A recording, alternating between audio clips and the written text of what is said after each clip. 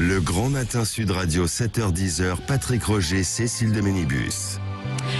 9h21, on va parler de l'industrie, on va parler de plein de sujets, peut-être du pouvoir d'achat aussi avec notre invité ce matin, Loïc Le Floch-Prigent, ancien grand patron et dirigeant d'entreprise. Bienvenue, bonjour. Bonjour. Bonjour, et consultant également. Oui, mais industriel d'abord. Auteur d'un blog. Alors, juste d'un mot quand même, avant de voir aussi vos réflexions, etc. Vous avez entendu en partie tout à l'heure Bruno Le Maire, le ministre de l'économie qui était notre invité. On a parlé de la réindustrialisation, je vais bien le dire, parce qu'évidemment il y a eu un problème de désindustrialisation. Il a reconnu d'ailleurs qu'on a commis une erreur en France. Ça, sur 20 ans. Oui, mais 30 ans. Enfin bon, mais même pas. Il y a 15 ans en arrière encore, était en fait certains mais il y a pays 5 ans, sans usine. Depuis 5 ans, on commet l'erreur. D'ailleurs, vous étiez grand patron à l'époque. Oui. Comment vous perceviez en fait ces choses quand on parlait justement d'un pays sans usine? Ah ça a été affreux. On s'est engueulé avec Turuk, puisque c'est Turuk qui a lancé ça à l'époque. On a dit mais en fait t'es fou. Et avec Thomson. Oui, t'es en train de tuer Alcatel. Et donc il a tué Alcatel avec ses théories. Mais c'était dans l'air du temps. Les journalistes aimaient bien cette idée que on allait avoir des gens intelligents d'un côté et puis des gens idiots de l'autre qui allaient fabriquer. Et donc on a eu un problème philosophique. Le problème philosophique, il faut l'affronter, c'est-à-dire que faire et savoir-faire, c'est la même chose. On ne peut pas savoir faire sans faire. Et donc on a dit, on sait faire en France, parce qu'on est très intelligent, et on va mettre la fabrique en Chine et puis en Asie, et après on sera tranquille. Et on aura les intellectuels ici, avec leur... Alors ça a marché en partie quand même, quoi. Non, ça n'a pas marché du tout. Loïc Le Floch-Prigent, ça a permis à beaucoup de gens d'accéder en fait à un tas de services, à un tas de choses, etc. D'augmenter le confort de vie, bien sûr, quoi. Non, ça n'a pas marché. Si vous aviez de l'argent, donc vous pouviez peut-être vous acheter certaines choses, des téléviseurs et autres, mais il y avait quand même un public qui ne pouvait pas accéder en fait à ça. Et en ayant en fait des productions à bas coût, c'était accessible, quoi, non? Oui, mais on aurait dû faire des fabrications à bas coût si jamais on avait pris ça comme objectif. Or, on a pris comme objectif de délocaliser. C'est-à-dire que là, l'administration française et les gouvernements successifs demandaient aux industriels de délocaliser. Et en plus, lorsqu'il y a eu l'environnement et le Grenelle de l'environnement, on a rajouté à ça le fait que tout était sale, l'industrie était sale, et qu'il fallait qu'elle déménage et qu'elle parte ailleurs. Et il y avait, à l'époque, il y a quelques années encore, dans les grands acheteurs publics, on leur disait, si vous ne faites pas 30% au moins d'industrie, soit dans les pays de l'Est, soit en Asie, vous n'accédez pas au marché public. Il y avait ça dans les conditions. Dans les textes. Dans les textes. Européens, français. Quoi? Français, européens. Les Français, c'est simple, ils ont les traités européens, ils ont les directives européennes, et ils disent on va faire plus. Donc on est sans arrêt en surréglementation par rapport à la réglementation européenne. C'est ça le problème qu'on a aujourd'hui. C'est-à-dire qu'il faut revenir, si jamais on considère qu'on peut revenir à la relocalisation, il faut au moins qu'on ait des conditions de compétitivité égales avec les pays européens, ce qui n'est pas le cas. La réglementation de l'environnement français est surréglementée par rapport aux consignes européennes. On fait toujours mieux, on fait toujours plus. Et par conséquent, moi, industriel de la chimie, je peux vous dire que on nous a demandé de sortir de France parce que c'était sale.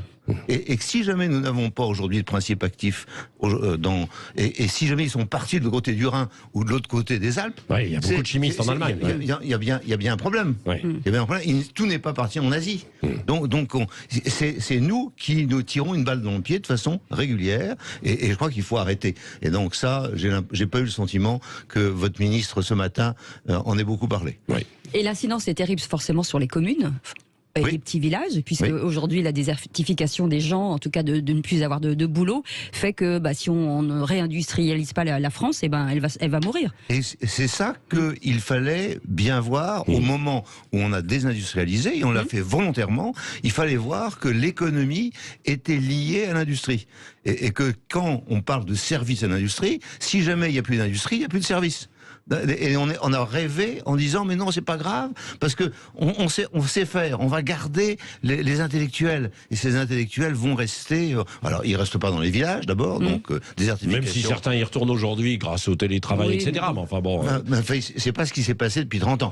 Non. Hein, c'est-à-dire qu'on a un certain nombre d'endroits où l'industrie a disparu, le village a disparu, et on voit bien les centres-villes ont disparu, il ne reste plus quoi que les hôpitaux, les EHPAD. Et encore. Et encore, on enlève les hôpitaux aussi, parce que quand il n'y a plus d'industrie, on considère qu'on ne peut plus payer les hôpitaux correctement. Il n'y a plus de maternité, voilà. et tout ça. Et moi, dans les régions que je connais, et je connais bien la mienne, parce que je suis breton, je peux vous dire qu'à partir du moment où, par exemple, vous faites disparaître une maternité, vous faites disparaître l'industrie derrière. Pourquoi ? Parce que vous ne trouvez plus de cadres qui viennent avec leurs femmes, de jeunes cadres qui viennent avec leurs femmes, parce que la femme dit « moi je ne vais pas dans une ville où il n'y a pas de maternité, et par conséquent je vais ailleurs. Trouve un job ailleurs. Oui. » Et c'est ça qui est en train de se passer à l'heure actuelle. Et lorsque vous avez des gens qui disent « on veut garder la maternité », ça veut dire « on veut garder notre industrie aussi ». Oui. C'est le même problème. Loïc Le Floch-Prigent, dans les réflexions que vous avez sur votre blog, vous parlez aussi du système d'éducation qui n'est plus du tout adapté à ça. Vous parlez par exemple de la chimie,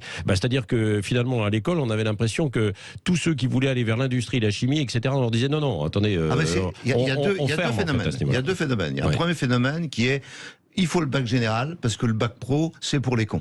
Alors là, on a... Et donc on en est revenu un peu quand même. Vous imaginez pas ce que c'est que d'avoir un type qui a fait un bac pro, à qui on a dit que s'il était là, c'est parce qu'il était bête. Et quand il arrive dans l'industrie, avec nous, il dit, mais de toute façon, je suis bête. Je suis bête depuis l'âge de 13 ans, 12 ans, on dit que je suis bête. Il dit, mais non, tu sais faire. Non, je suis bête. Vous imaginez pas ce que ça fait. D'où la revalorisation des bacs pro ces dernières années. D'où la revalorisation des bacs pro, ça c'est un bon. Mais le mal est fait. D'une façon, le mal est fait. C'est-à-dire, dans les familles, le fait d'aller vers un bac pro, il y a quand même, dans le milieu d'éducation et le milieu des profs, l'idée que, on va dans des trucs qui sont pas terribles. C'est parce que tu as été mauvais à l'école. Parce qu'on a été mauvais à l'école. Ça continue. C'est-à-dire que certes, nous sommes en train de faire de l'alternance dans les boîtes. Nous avons des bacs en alternance, c'est fantastique ce qu'on fait. On a des gosses qui sont merveilleux. Mais c'est encore relativement faible. C'est-à-dire les types qui pourraient vraiment être de grands industriels, on essaie de leur dire que c'est pas ça qu'il faut faire. Et vous avez sur l'élite. Combien de gens qui font Polytechnique restent ingénieurs ? Combien ? Un faible pourcentage. Ils deviennent traders. Allez à Londres faire du trading, ça gagne du fric. Mais qu'est-ce que vous allez faire ? Et moi, j'ai dans mes proches des jeunes gens qui ont fait des grandes écoles, à qui on a dit mais pourquoi vous voulez être ingénieur ? Avec ce diplôme-là, vous pouvez être trader, être dans la finance, c'est ça qu'on leur dit. Oui, mais ça change un peu parce que là on voit pas mal de gens de grandes écoles qui disent finalement moi j'ai pas envie de rentrer depuis très peu de temps et qui veulent revenir des artisans, qui veulent revenir sur. Et c'est un travail de fond d'un grand nombre d'industriels dont je suis d'avoir dit depuis des années attention, sans être entendu par les pouvoirs publics, mais surtout sans être entendu par l'éducation nationale. C'est-à-dire que l'éducation nationale continue, par exemple, dans le domaine qui a traité ce matin le ministre de l'économie, l'éducation nationale considère que le nucléaire c'est mauvais. Donc quand les gosses veulent faire un stage au CEA, on leur dit non pas au CEA, c'est les éoliennes qui sont l'avenir. Le CEA, il n'en est pas question. Que commissariat atomique, oh là là, c'est affreux. Alors ce matin, au bout de 10 ans de difficultés, on est revenu à dire si jamais on a un avenir, c'est le nucléaire. On va voir ça avec vous, Loïc Le Floch-Prigent. Dans un instant, justement, l'énergie, entre l'hydrogène, le nucléaire, et puis aussi peut-être les énergies fossiles, parce qu'on les enterre peut-être un petit peu trop vite. C'est une vraie question. Allez, on voit ça avec vous dans un instant. À tout de suite. Vous voulez nous appeler et poser des questions, c'est le 0826 300 300. Le Grand Matin Sud Radio, 7h-10h, Patrick Roger, Cécile de Ménibus. Il est 9h33, vous voulez poser vos questions à Loïc Le Floch-Prigent, ancien grand patron et dirigeant d'entreprise. En tout cas, vous pouvez nous appeler 0826 300 300. Et on parlait des énergies fossiles.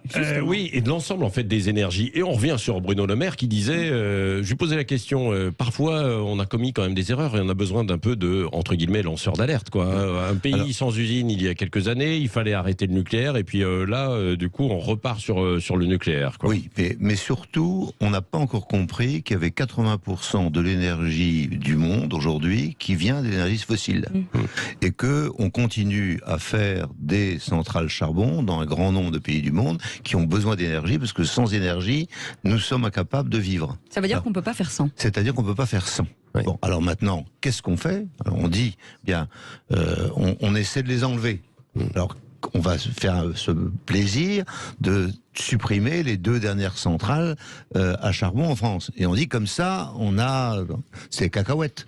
Ça sert à rien. Ouais. Bon, le sujet, c'est que les grands pays que sont l'Inde et la Chine et le pays producteur le plus important qui est l'Australie, sans compter les États-Unis, si jamais il n'y a pas de charbon, ils crèvent. C'est-à-dire la voiture, l'ensemble des produits chinois. C'est pour ça qu'à Glasgow, ils n'ont pas voulu signer, en fait, s'engager, quoi. L'ensemble des produits que nous avons dans cette salle et qui viennent de Chine, c'est des produits charbon. C'est-à-dire que c'est grâce à l'énergie charbonnière que la Chine. Mais vous êtes assez d'accord qu'il faut changer, en fait, un petit peu. Alors, il faut réduire et il faut arrêter de gaspiller. Le problème, c'est le gaspillage. Le gaspillage, par exemple, lorsqu'on faisait des puits de pétrole, il y avait du gaz qui s'échappait. Ce gaz, on ne le prenait pas, on le brûlait. Donc ça, c'est une horreur. C'est-à-dire qu'on gaspillait des choses qui avaient été faites pendant des millions d'années et on gaspillait. Et on de la même façon, sur le charbon, on prend le lignite ou la lignite qui est très pauvre en charbon. Mais il y a aussi des charbons qui sont plus costauds. Bon, ces charbons, si jamais on les brûle à très haute température, on appelle supercritique, on diminue de façon très importante les émissions. Les émissions. Bon. Et en Inde, aujourd'hui, la plupart des gens utilisent le charbon chez eux, ce qui est une horreur. Parce que forcément, si jamais, d'un coup de baguette magique, on dit... tous les gens qui utilisent le charbon chez eux, dans le domestique, pour chauffer, si on enlève ça, et qu'on les met dans des centrales, on diminue de 95% les émissions de CO2 et la pollution en Inde. 95%, c'est pas rien. Bon, donc on peut essayer de réfléchir, plutôt que de dire plus de charbon, plus de charbon, plus de charbon, comment est-ce que ces pays vont faire pour s'électrifier? Bon, alors après, les gens de chez nous disent, les voitures, c'est des voitures électriques. Ah bon, très bien. Peut-être en France, peut-être à Paris, peut-être dans l'arrondissement Madame Hidalgo. Mais la voiture thermique va rester pendant des années, parce que normalement, elle doit s'arrêter, la voiture thermique. Elle restera au garage en 2040, 2035-2040 en Europe. Mais allez dire à Ouagadougou que les voitures thermiques c'est terminé. Ils n'ont pas d'électricité pour prendre de l'électricité pour leur portable. Ils se promènent dans la rue. Est-ce qu'il y a une prise de courant? Et vous allez dire à ces gens-là, donc c'est absurde. C'est-à-dire qu'on va avoir une cohabitation, et de la même façon qu'on a eu une cohabitation dans le passé entre ce qu'on appelle le mix énergétique, entre le nucléaire, on va continuer à avoir ça. Mais simplement, il faut arrêter de gaspiller, diminuer encore. Et c'est pas tout ou rien. Il n'y a pas le bien et le mal. C'est pas ça. La vie. Et le fait d'avoir des hommes politiques ou des femmes politiques qui disent ça c'est bien, ça c'est mal, c'est quelque chose d'absurde. Ce n'est pas ça qui va se passer. L'avenir, ce n'est pas le bien et le mal. Mais il faut frapper les esprits parfois aussi. C'est pour ça qu'on utilise les images. Non oui. Alors je pense que effectivement, le discours qui consiste à dire l'industrie c'est important, et ce discours est vraiment nouveau. Avouez-le. C'est nouveau. Bon, c'est pas depuis 10 ans qu'on dit que l'industrie c'est important. C'est depuis quelques mois. Bon, alors ça c'est important de dire qu'on y croit. Et que c'est comme ça qu'on va redresser le pays, ça c'est bien. Maintenant, il faut également faire le diagnostic de la raison pour laquelle on s'est désindustrialisé et savoir ce qu'il faut faire, quelles sont les solutions. Et parmi les solutions, il y en a une qui a complètement oublié, c'est le fait qu'on a un euro cher et que par conséquent, une grande cause de la désindustrialisation de la France, c'est qu'il fallait aller vers des pays où il n'y avait pas cette monnaie forte, parce que nous avons pris la monnaie allemande. nous n'avons pas pris la monnaie qui nous servait. Et ça, on l'a fait. Vous voulez dire qu'on s'est aligné, quoi. On s'est aligné sur l'Allemagne. Donc l'Allemagne a continué et nous avons régressé. Alors c'est une cause essentielle qu'il faut regarder. Et puis la deuxième cause, c'est que nous avons une habitude à l'endettement, c'est-à-dire nous avons une habitude de dire, si jamais je veux investir, je m'endette. Oui. Or, dans tous les pays développés, il y a des fonds propres, il y a du capital. Comment est-ce que l'industrie peut récolter les produits de l'épargne française? Pour l'instant, on n'a pas trouvé la solution. Il a été trouvé 2 fois, en 1926 et en 1959, avec Jacques Rueff, avec Poincaré et De Gaulle. Oui. Depuis, on considère qu'il ne faut pas investir dans l'industrie parce que c'est dangereux. Bah non, mais ça y est, maintenant on va investir. Maintenant, on va peut-être y arriver. Oui. Mais vous voyez, c'est les causes profondes qu'il faut attaquer. Alors, c'est bien de faire de la communication sur le fait qu'on va y aller. Non, je suis d'accord sur la communication. Et je vais pas empêcher les hommes politiques de faire la communication, au contraire. C'est-à-dire, si jamais je fais quelque chose de bien, j'aime mieux que ce soit l'homme politique qui dise, voilà, j'ai fait quelque chose de bien et qui se l'attribue, plutôt que moi. Moi, je sais que je fais les choses, c'est lui qui doit le faire. Encore quelques questions. Mais d'un autre côté, il faut absolument qu'on aille dans la bonne direction, et la bonne direction, c'est attention à la monnaie et attention aux fonds propres. Pour aller plus près du terrain, on parle beaucoup du Made in France. Made in France cher, forcément, des salaires plus chers. Avec, non. Non, attendez, Non. avec des certifications aussi chères et qui coûtent cher sur le prix de vente. Comment on peut faire ? C'est relativement simple. Il faut essayer de se mettre dans la difficulté.